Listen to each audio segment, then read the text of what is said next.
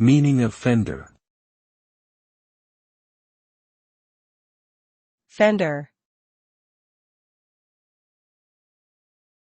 Fender. Fender. Fender. The word fender has multiple meanings depending on the context. In the context of a car or other vehicle, a fender is a part of the body that covers and protects the wheels. It helps to prevent dirt and debris from flying up and hitting passengers or other vehicles.